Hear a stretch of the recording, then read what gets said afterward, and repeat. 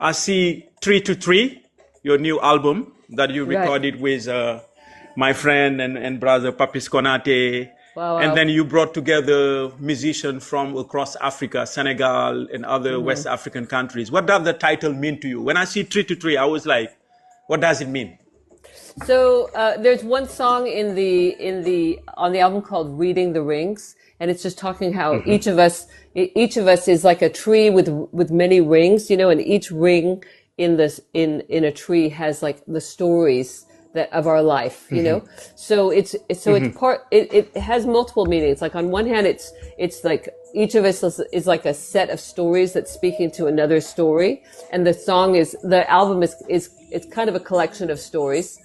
Then on top of that, it's also like my mother, when she died, we scattered her ashes around a tree. So trees are kind of like, they represent my mother. So there's kind of a connection there. And then the third dimension of it is that I feel like the earth right now needs our attention. And so that's why on the album cover, like I'm kind of listening. It's almost like a doctor, but it's also like a telephone listening to the tree. Like what is the earth trying to tell us right now? So those are the kind of the three dimensions of it: tree to tree. Yeah. Yeah, that's amazing. That's And awesome. So, in your bio, you also talked about your newest album, right? So Yeah. like, what inspired that album, and why is it so different from the earlier albums you have created? Well, each album is kind of like thematically, the songs always represent that chapter, so if you listen to any artist, like they're after their album, it's usually like, okay, these songs are talking about the last 5 years or since the last album. So it's a little bit of that, like the chapter, but in terms of sound, my sixth and seventh albums I recorded with Papis Konate's, but only with Mbalak musicians. This one, half of it was with Mbalak musicians, but the other half was very interesting to me because I was working with amazing jazz musicians from Benin, from Gabon, from Congo, and from Cote d'Ivoire. So it's because Dakar has become such an international hub of music now. There's great musicians that are coming not from other African countries with deep, rich musical traditions, and to see how they're interfacing. I mean, like Akache is a producer who's writing almost like a huge amount of songs for Mia Gise, for Wally Sek, for Vivian. I mean, it's like he's from Ivory Coast, but he's managing to integrate his knowledge into what Mbalak's doing to find like new sounds and new textures. So I'm just kind of part of this current mix. And this album was particularly exciting for me because it was both super pure Mbalak. I mean, I had to wait 3 or 4 days until all the musicians, Yusu was on tour. So his bassist, Cher and drummer Lailo, they just got back from tour. I had Sambandoch and I had Babacar Sek and Amadi Sidibe, and oh no, it was just like a dream come true. Oh my God, being in the studios with those guys, it's just like heaven on earth, so great. That is amazing, and congrats, big achievement. Thank you. yeah. Thank you. Talking about voice and movement, because as I said from the get-go, you're not just a singer. You don't just sing, you dance, you move, you embody rhythm, which is great. Right. So how do voice and body talk to each other in your work? So where did you get that rhythm in your career? Well, I think when I first got to London and I was like, just like Africa, I was studying everything.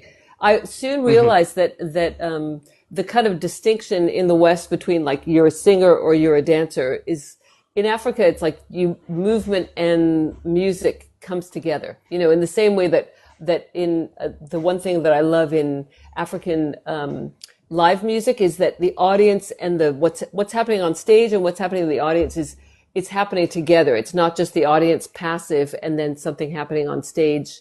Like in the West, I've seen African concerts in front of a whole audience of people just like this, like, and the people on stage are like, what are you doing? Like you have to create together. So for me, singing and dancing, rhythm and movement and music, it's kind of, I soon thought to myself, I want to really learn as much as I can about the dance as well as the music, because It's they're twinned. They're important. They come together. And so, Yep. so yeah, the interesting thing is that over the years, because it's easier to be visible as a dancer than a singer. Like on TikTok, almost all of my videos are like me dancing to my favorite old kind of retro and balach stuff.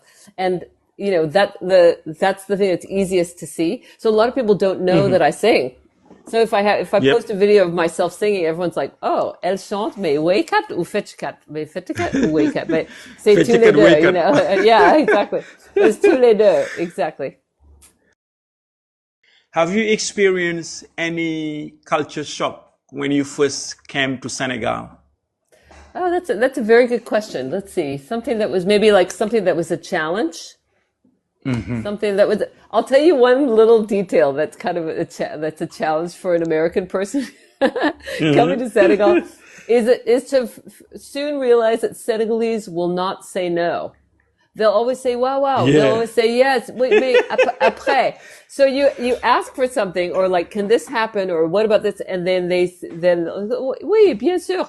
And then it's later that it just doesn't happen. And you're like, wait, what? But because in America, Americans are so much more like blunt, so, and I mean, I would have times where I would say, somebody would ask me for something and I would just say, no, that's not possible. And the look of shock on their face, like, wait. And I'd have somebody else say, no, Ashley, mais tu dis jamais non, hein? Tu peux pas dire non. Tu dis oui, mais après, ou peut-être. So that was something to navigate. That was definitely something I had to like kind of figure out, because when you're trying to make plans, like you want things to be concrete, and sometimes you're like, is this going to happen or not? And the thing that I've seen is that the Senegalese, they have this big, they have a big imagination. They have great ideas that they have. Let's do this. Let's take 30 artists and send them to Paris and put on a huge show and then little by little over time, the idea, which was this big, becomes like this big, and then it becomes this big, and then it becomes this big, and then it becomes this big, and then sometimes it just doesn't happen.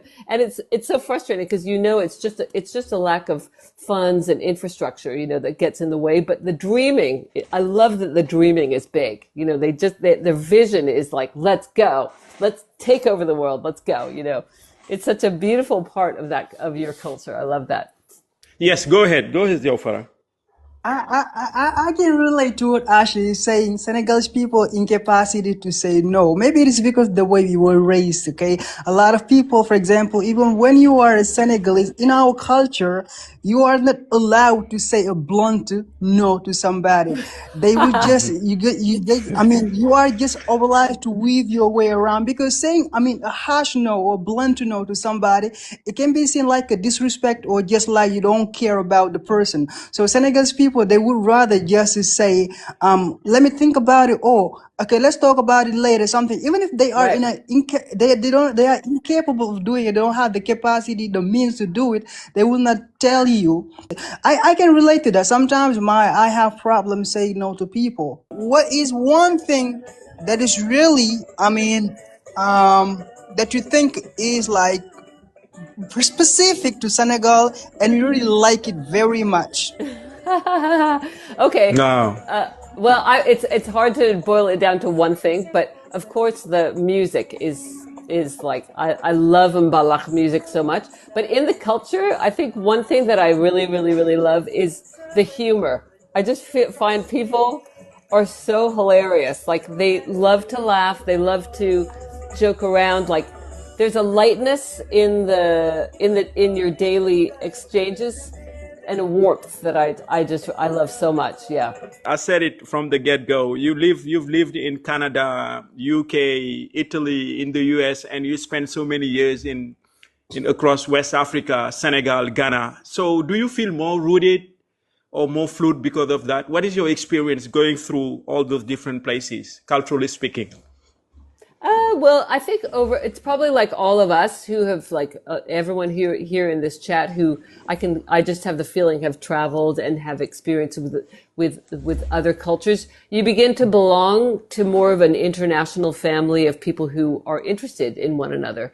I think if you don't travel and you're not curious, the temptation is just to stay within your tribe and be content there. And there's nothing wrong with that. I know I know some people who have traveled a lot and are no wiser than somebody who's stayed in the same place, but have a certain wisdom that's come from that path too. There's not one way, but I do feel like my fluidity has just I feel happy moving around the world, and I feel happy being with people who have moved around too, because it brings a certain kind of, you just have a little bit of a wider point of view. You know, my son just got back from traveling all the way around the world for 2 years. He was in 15 different countries, and we've just had so many interesting conversations about different ways that people perceive things and how they move through the day and how they cross the street and how the traffic goes with no traffic lights in Vietnam. Like it's great. You know, it's beautiful.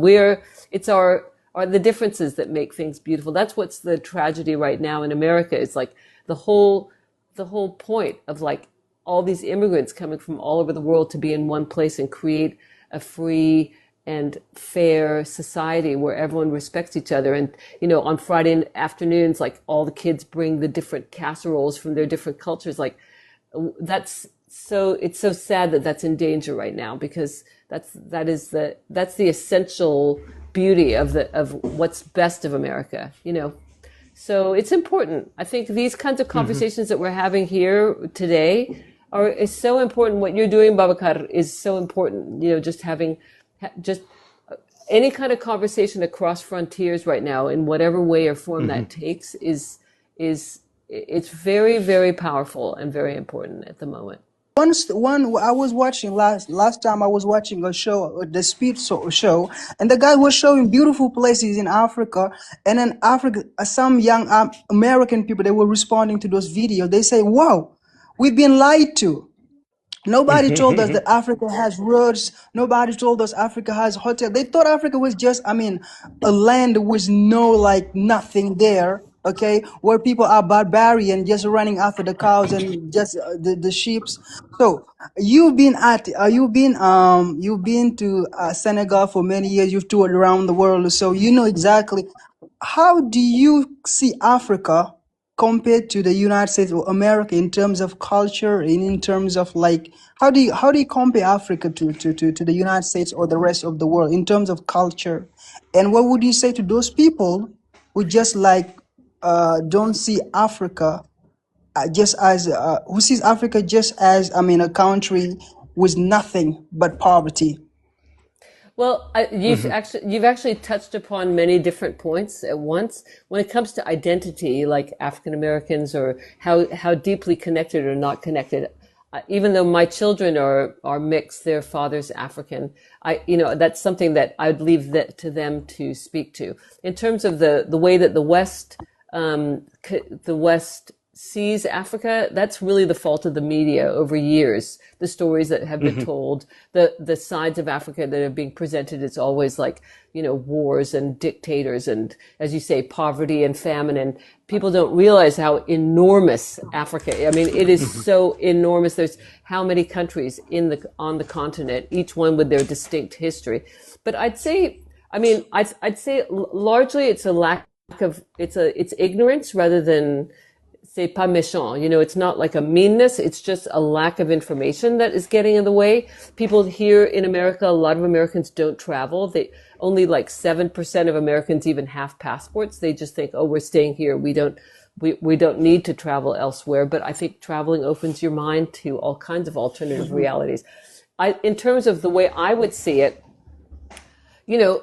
America is complicated. Senegal is complicated. Africa is complicated. There's many different sides. You can't just say it's all one. It's all wonderful or all bad or all good, bad. There's pros and cons of each place. The one thing that I would say overall is that I feel like the West, we have so much stuff. There's money. It's easier to make money. You can get ahead. You can work hard. You can have your house. You can have an apartment and a car and a phone and everything. In a place like Africa, that many people there don't have that same degree of access. But there's a warmth, there's a sense of community, there's a joy in the day, there's a joy in simple places, simple things in life. There's a certain peace that's in the culture that I feel like is lacking here. So here in America, I'd say, everybody has everything, and yet there's something spiritual and on the soul level and the level of heart and like humanity that sometimes gets lost, particularly right now where America has really lost its way. You know, America right now is like a train off the tracks.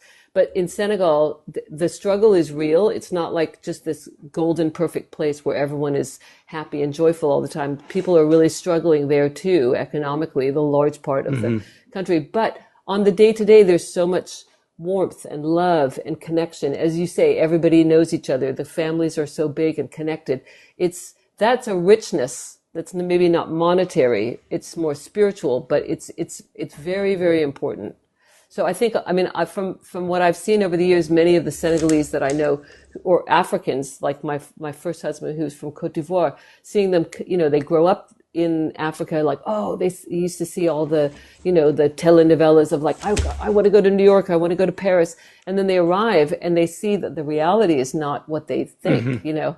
They're doing a job they never thought they'd end up doing. They're working crazy hours and there's, you know, as a first time immigrant, you know, it's hard. You first arrive here, it's really hard. Yeah. So, you know, it's just very complicated. Money don't do everything, you know. Yeah, it's not just money. It really isn't. As the saying goes, all that glitters is not gold. I think that's a nice perspective. And so FB